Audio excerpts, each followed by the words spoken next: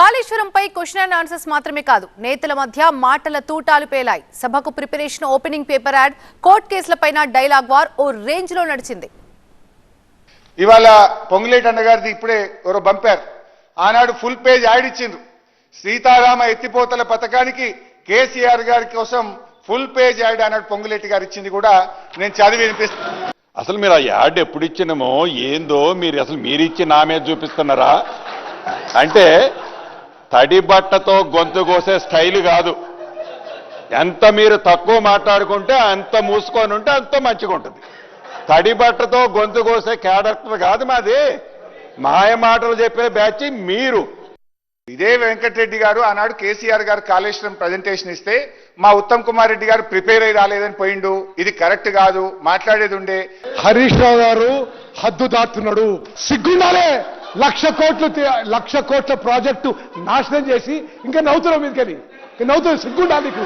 పాపం దొరికిపోయినరు, ఇబ్బంది పడతా ఉన్నారు.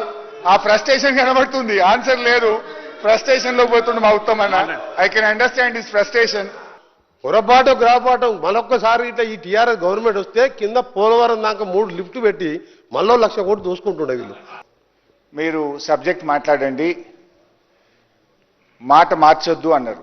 మాట మార్చుడు కోమటిరెడ్డి వెంకన్నకు అలవాటు ఉంటుంది తప్ప నాకు ఉండదు. విషయం చెప్పాలి. ఈ చరిత్రలో కాళేశ్వరం లాంటి గొప్ప ప్రాజెక్టు లేనే లేదు అని వెంకటరెడ్డి గారు మాట్లాడారు. అసలు ఇంటరిమ్ స్టే అడిగినరు. శాసనసభలో చర్చ ఉండకూడదు, శాసనసభలో చర్చ ఉండకూడదు అని మీరు ఆ కోర్టులో ప్లీ చేసుకున్నారు. ఉత్తమ్ గారు పాపం సరిగా ప్రిపేర్ కానట్టున్నాడు. Let him check the report. మీ అడ్వకేట్ జనరల్ ఫోన్ చేసి తెప్పించుకోండి, నా పిటిషన్ తెప్పించుకొని చదువుకోండి. Come prepared. ఆనాడు నీళ్లు లేని చోట ప్రాజెక్టును కడితే మీరు చేసిన ఖర్చు వృధా అయితే ఆ వృధాను కాకుండా నీళ్లు లేని చోట నుంచి నీళ్లున్న చోటికి మార్చి మీరు చేసిన తప్పును సవరించింది ఈనాటి బీఆర్ఎస్ ప్రభుత్వం.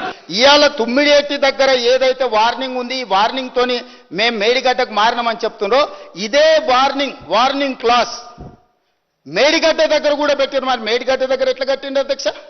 దీనికి వీళ్ళని ఉరి తీయాలి కదా అధ్యక్ష. ఒకవేళ ఉరి తీయాల్సి వస్తే